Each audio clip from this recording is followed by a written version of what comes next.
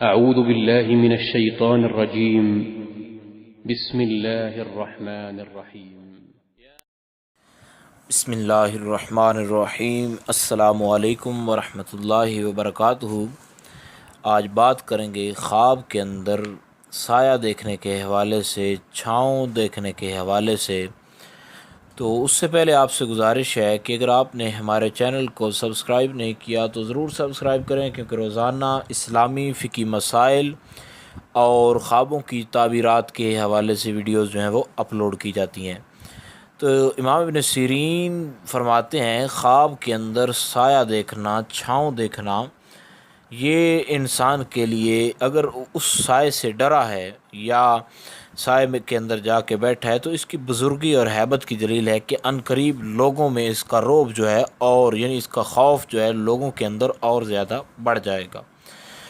اور اس کی دوسری تعویل یہ بھی ہے کہ اگر اس نے اس کے نیچے بیٹھا ہے تو بیٹھنے کے بعد اس نے استراحت بھی کی تو اس کی دلیل یہ ہے کہ یہ عن قریب جو ہے کوئی بڑا آدمی بننے والا ہے اور پھر یہ چین کی نیند سونے والا ہے، یعنی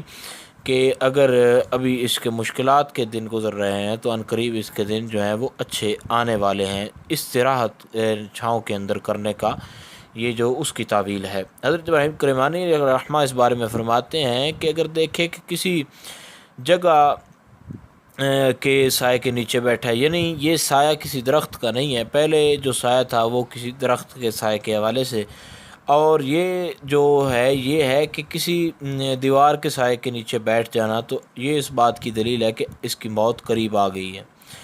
اور امام جعفر صادق اس بارے میں فرماتے ہیں کہ خواب میں سائے کے نیچے بیٹھنا، یہ 5 جو ہے تعبیریں اس کی ہو سکتی ہیں۔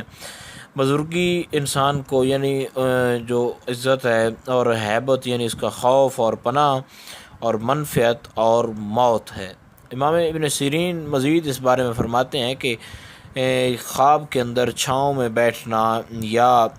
بہت زیادہ دھوپ ہو تو عن قریب پناہ لینا، تو یہ کسی کمینے بادشاہ کی پناہ لے گا یا کسی کام میں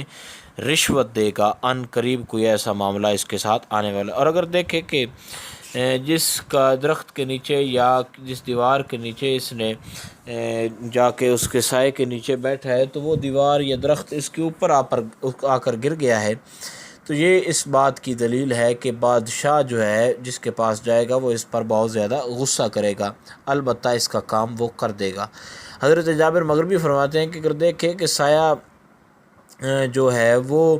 پشم یا سوت کے کپڑے کا ہے، یعنی کہیں وہ کپڑا ہے اور وہاں اس نے